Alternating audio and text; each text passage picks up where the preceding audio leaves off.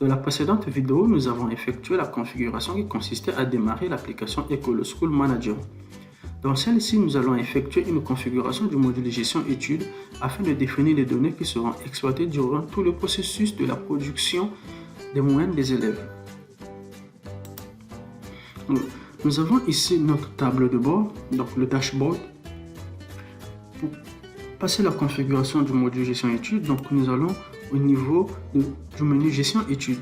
Nous avons différents sous-menus: période, type d'évaluation, niveau, département, unité d'enseignement, matière et classe, feuille de calcul, l'affectation des classes, l'affectation des enseignants, et mention et appréciation.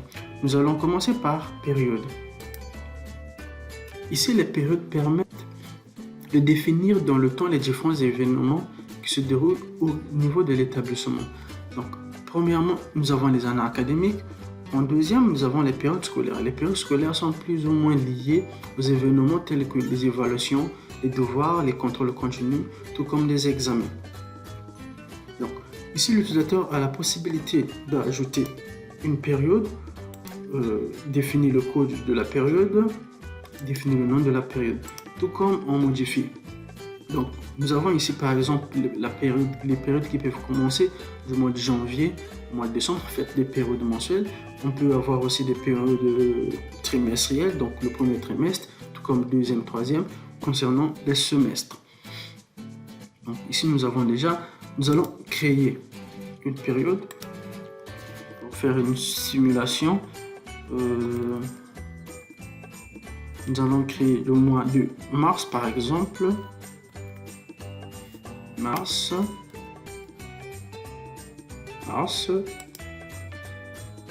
Là, nous avons ajouté le mois de mars. Et ensuite, nous irons au niveau des types d'évaluation. Ici, nous avons les différents types d'évaluation. Nous avons par exemple les compositions, les devoirs, les examens, les TD, ou encore des examens blancs. Si nous en voulons, examen blanc. Examen blanc par exemple, examen blanc, on ajoute, et ensuite nous irons au niveau département études afin de définir les niveaux. On voit bien ici qu'il y a déjà des niveaux prédéfinis, tout comme on peut les rajouter, tout comme on peut les supprimer pour en définir des nouveaux. Donc, on va ajouter un niveau, donc troisième, on va ajouter le niveau troisième, le code, mais troisième, le responsable. Il n'y a pas de responsable, c'est pas unique. Le système, c'est unique, c'est le système général. Parce qu'on a deux systèmes, on peut avoir le système technique, tout comme le système général. On a ajouté le niveau. Ici, les départements sont tels que les départements de mathématiques, les départements de sciences physiques, le département SVT. Ça aussi, c'est optionnel. On peut ne pas l'ajouter. Donc, maths, par exemple. Département de maths.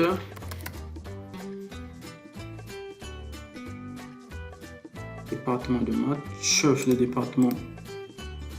C'est optionnel. Ensuite, ici nous avons les unités d'enseignement. C'est en quelque sorte le classement des différentes matières par catégorie. Ensuite, nous allons au niveau des matières et classes. Ici, nous avons déjà certaines matières qui ont été importées lors de la création de la base. Ici, nous n'avons pas encore des classes, ok? Donc ici, nous avons les différentes matières. On peut en supprimer, modifier les labels, les noms, tout comme on peut rajouter. Donc ici, nous allons créer des classes. Nous allons créer la classe de troisième 1, tout comme toi. Si vous avez, par exemple, deux classes de troisième, vous créez troisième A ou troisième 1, troisième 2 ou troisième B. Si vous en avez qu'une, vous mettez juste troisième. Donc, on n'aura qu'une seule classe de troisième. Nous mettons troisième, le niveau troisième. Ensuite, nous allons définir les feuilles de calcul. En fait, les feuilles de calcul ici concernent la définition des coefficients selon le type d'évaluation. En fait, cela dépend de l'enseignant, tout comme du directeur de l'enseignement, celui qui gère toutes les données liées au domaine d'études. Donc, s'il ne met rien, ça sera 1. Par contre, s'il décide que chaque type d'évaluation devrait avoir un coefficient, ça dépendra de la configuration de l'établissement. Donc, par exemple, pour les devoirs, il suppose que pour les devoirs, le coefficient est à 1, pas de souci, on ajoute. Et par exemple, pour les examens blancs, on considère que ce sont des examens qui sont assez pertinents. Et donc, le coefficient est un peu plus élevé que celui des devoirs. C'est-à-dire, l'examen blanc a un peu plus de valeur que les devoirs. Donc là, défini par exemple, on le met à 2.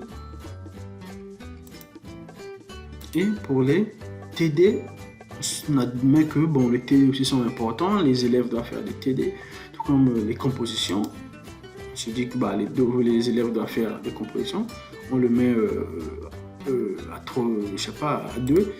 Et pour les TD, on le met aussi à 2. Donc là, nous allons apporter une modification. Examen blanc, composition, nous allons le mettre à 3 pour dire que... Désolé. Ok. Donc là, nous avons effectué une configuration concernant une classe de 3e et les différents types d'évaluation et leurs coefficients associés. Ensuite, nous irons au niveau d'affectation des classes. Donc là, nous avons deux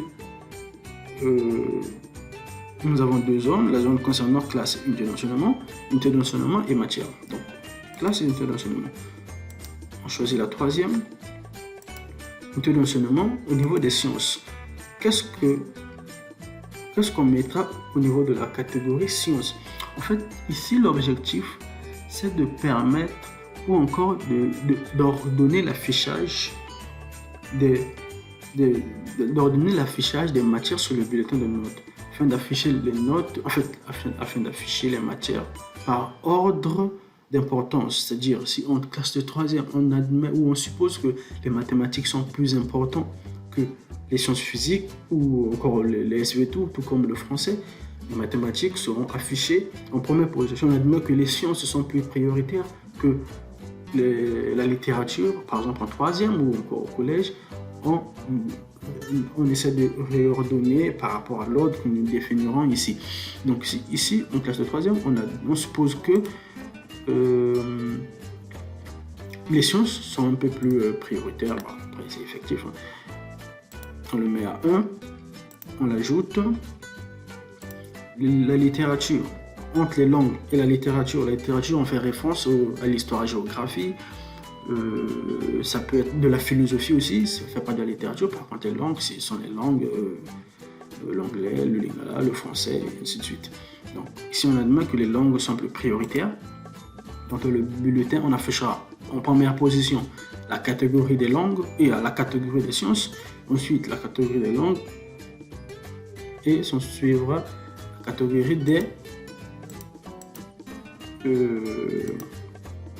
catégorie de la littérature. Donc 3, on met 3. Ok. Ensuite, ici, nous allons associer pour chaque unité d'enseignement les différentes matières.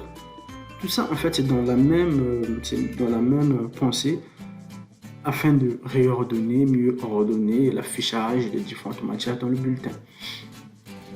Donc, nous allons choisir la classe de 3e que nous avons juste ajouté et là, ajouter les différentes matières et en définir les coefficients. Le reste ici sont des données qui sont facultatives. Donc, pour les sciences, nous avons les mathématiques, unité d'enseignement mathématiques. Qu'est-ce qu'on met dans sciences? On prend mathématiques en ordre de la matière. Nous mettons 1. Le coefficient de la matière. Quel est le coefficient de mathématiques qui est différent du coefficient du type d'évaluation? Le type d'évaluation englobe plusieurs évaluations par matière. pour le même type. Par contre, ici, c'est le coefficient de la matière et non du type d'évaluation. Donc là, on définit par exemple le coefficient 4. Ici, c'est facultatif. Bon, on va tester. Non, le formule non valide. C'est facultatif. Bon, en fait, on peut mettre 1. Ce ne sera pas pris en compte. Le calcul des notes. Le MA 1. On ajoute encore ordre 2. Les sciences physiques. Donc, les sciences physiques, c'est juste après les mathématiques. Coefficient 3. Parce que c'est très important aussi. 3. Jusqu'à ce niveau, nous avons défini tout. On peut passer en revue tout ce qu'on a eu à définir. Vous voyez bien que le classement, ici on a un classement par ordre de priorité de toutes les matières. Et c'est de cette façon que les matières, les notes seront affichées dans le bulletin de notes. Donc en première ligne, nous aurions mathématiques, sciences physiques, SVT, français, anglais et histoire géographique. Ensuite, nous irons au niveau de affectation enseignant. Nous allons d'abord au niveau de mention et appréciation. Nous arrivons sur la page mention et appréciation. Dans la première zone, nous avons les mentions et dans la seconde zone, ici, nous avons les appréciations. Les mentions ici sont déjà pré-remplies. Je les ai fait au préalable. La mention est une remarque textuelle qui sera affichée sur le bulletin, le relevé, tout comme une fiche de notes. Elle permettra de distinguer donc une tranche de notes à une autre. Donc, pour ajouter une mention, on clique sur le bouton Ajouter ici. On a le label, la valeur minimum sur laquelle se basera la note, donc la moyenne de l'élève, et la valeur max. Alors, ici par exemple, nous allons mettre passable. Passable. Nous mettrons 9, minimum 9, maximum 11. Qu'est-ce que ça veut dire?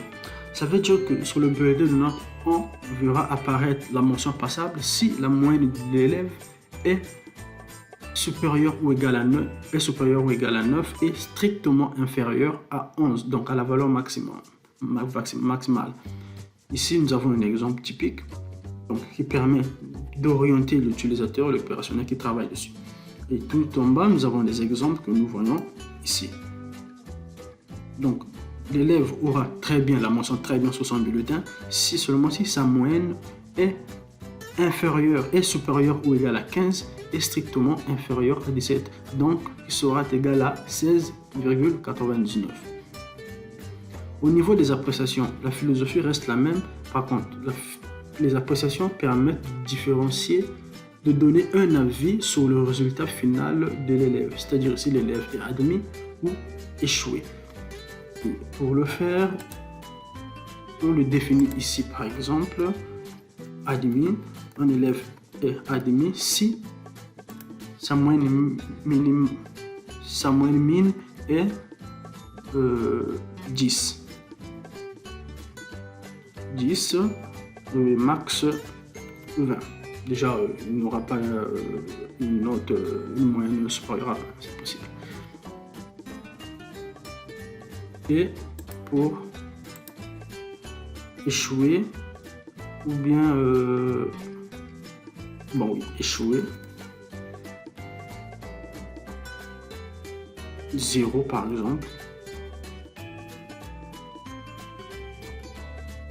10. En fait, 10, la valeur max 10, c'est la moyenne de l'élève qui sera strictement inférieure à 10, donc 9,99. On le définit. Donc là, nous avons terminé notre vidéo sur le module concernant la gestion d'études qui concernait la définition des données d'études.